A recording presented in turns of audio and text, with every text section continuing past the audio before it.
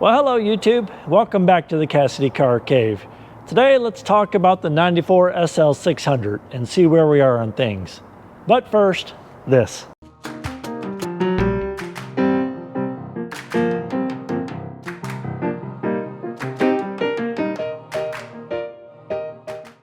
Okay, so thanks for coming back. It seems like all I'm doing lately is making update videos and not so much progress videos. And it's been frustrating. I wish that the pace could pick up a little faster. But unfortunately, when you're dealing with these old cars, you just can't walk down to the AutoZone and get parts for them.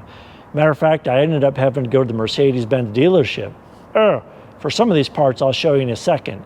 And I hate doing that because they're just so expensive. But for this particular part, there was no other way to get it. I have a WorldPack account and some other ways to get parts, but you just couldn't do it. So another update video here. What I thought I'd do is show you sort of what I've got lined up, all the parts I have, and then I'm going to try to do something a little bit fun. You can tell how long these videos take me when I do the repairs based on the shirt I have on. If I have the same shirt on when I started it and when I stop it, you can guess it probably took me at least a day. Who knows how many hours, but no more than one day. In this video, I'm going to try to give an estimate of how long I think it's going to take me to do these repairs. So I'm no professional mechanic. My work hourly deal is probably double at least what a real mechanic would be. But I'll give you an estimate about how long I think it's going to take. And then when I actually do it, there'll be several videos on these repairs. I'll tell you how long it did actually take me. So let's talk about what we're going to do. I've laid out the parts here. And basically we've got 3 different videos we're going to make on this car.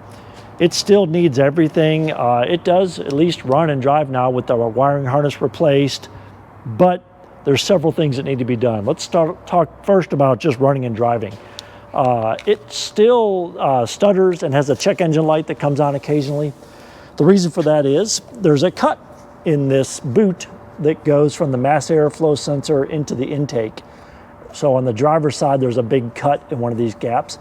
Had to get this from Mercedes. I think it was $100. So that stinks, but this will fix that. That's easy. That's just unmetered air getting into the intake and causing it to run rough. When I put some duct tape around it, like we do here in Tennessee, it runs just fine. So I know that's the issue there. It'll be fine. While I'm doing that, I'm also going to replace every one of these old fuses in the car. The car has the old aluminum fuses, and they're all oxidized. The contacts are messed up. Got a train coming through. Usually there's only one more horn. And so we're going to replace all the fuses in the car with these copper fuses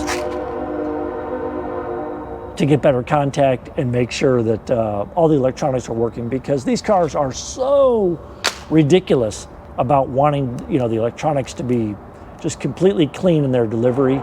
If there's a bad battery or a bad fuse or a corroded connection, the whole car just goes into haywire. And that's true of the newer Mercedes as well. So we're going to fix the engine intake, we're going to fix those fuses, and then we're going to get into this hydraulic suspension some more. Klaus at Top Hydraulics has sent me back my distribution valve, so that'll pop on pretty quick. That's just a couple of bolts to hold that in and a few O-rings. The real difficult part is, at least as far as sourcing, these are the 2 biggest problems. These are what they call nitrogen canisters for the suspension, and they act as basically the shock absorber for the car. The struts handle dampening, but this is where the absorption comes in. The hydraulic fluid pushes against literally hydrogen inside these balls, and that's what kind of replaces the gas shocks that would normally be on a car. So 2 of these were easy to get. Piece of cake, they could mail them to me, no big deal. These 2 are the front ones, and for some reason, they're filled with hydrogen, and you couldn't get those shipped. So all of my normal parts people, they had them, and I could come get them if I didn't mind driving to California to pick them up, but they couldn't ship them to me. Hazardous material, I guess, you couldn't get them. So we'll replace all 4 balls in the car. The car will finally have some good balls. And then while we're doing that, of course, we have a suspension pump that I've ordered.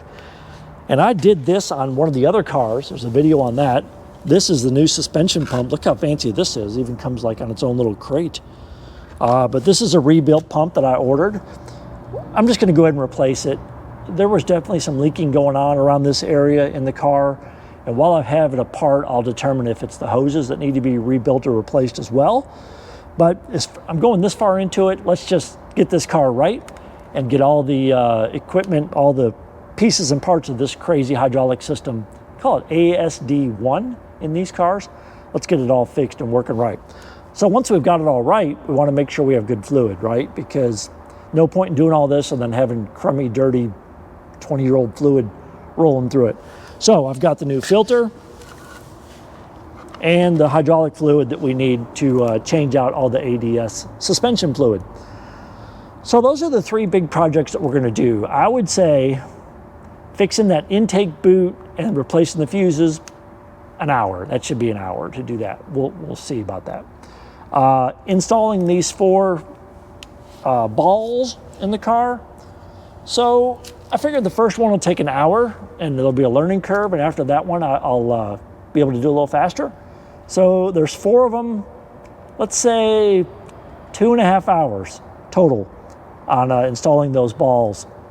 The distribution block, that should be easy. That should be 30 minutes. I probably won't even do a video on that. The pump, that'll be a bear because there's a lot of stuff that has to come out just to get to it, I'm sure. So I'm gonna say 4 hours on the pump, and then flushing the system and adding the new filter, you know, that shouldn't be more than 45 minutes. So let's see how close I get on all those. And hopefully we can do that sometime this week and over the weekend. And there'll be some videos to watch over the Thanksgiving weekend. So that's the plan with the car. That's what's going on next. Thanks so much for checking in, and I'll have some better videos with some actual repair work going on for you to see soon. Thanks a lot. Well, hello YouTube, and welcome back to the Cassidy Car Cave. We're going to talk some more today about the 94 SL4 GoPro. Stop video.